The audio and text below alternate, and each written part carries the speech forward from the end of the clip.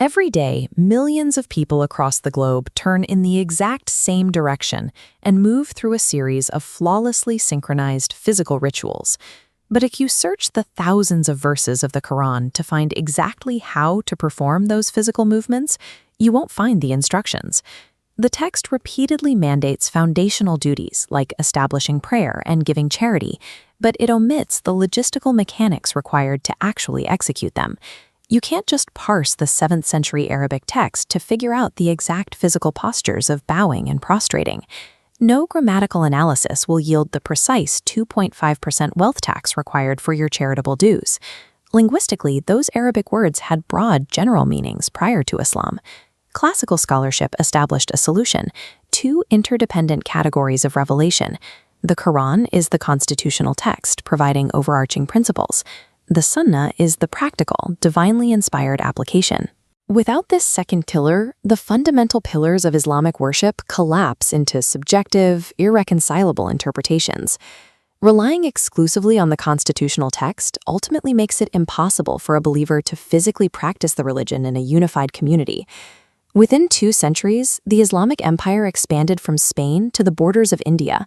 That massive growth brings up a major historical critique. How did the Prophet's specific instructions survive those 200 years without becoming a corrupted game of telephone?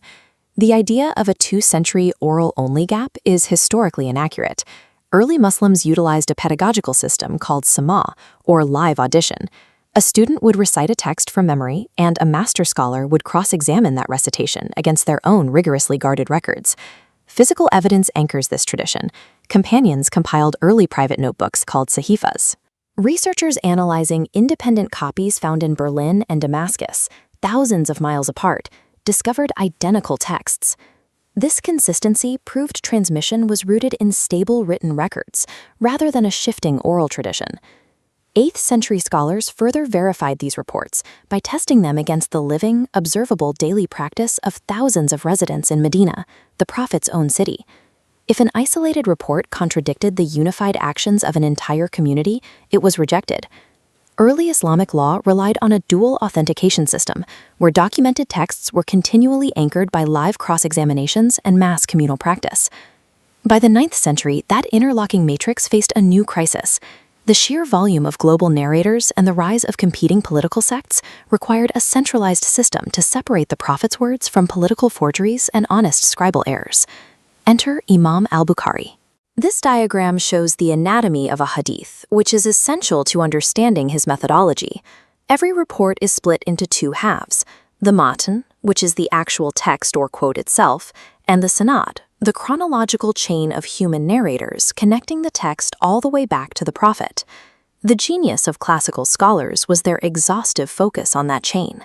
They built a prosopographical science, an encyclopedic investigation into the biographies of hundreds of thousands of narrators, scrutinizing every link for chronological continuity, flawless memory, and moral integrity. Imam Al-Bukhari set a uniquely strict condition.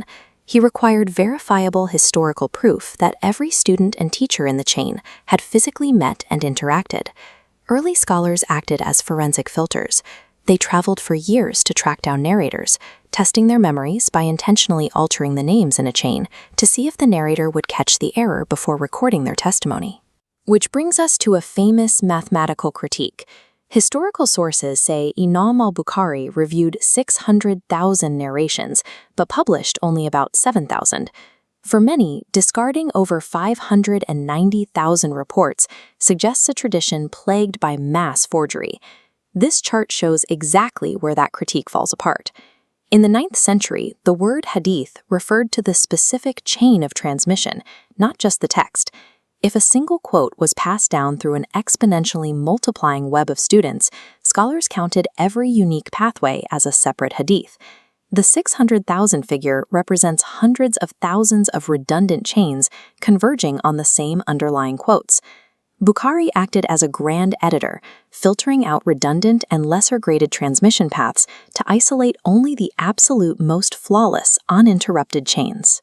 Having dozens of independent, overlapping chains from different regions, all converging on the exact same text, provides mathematical confirmation that the core message remained intact.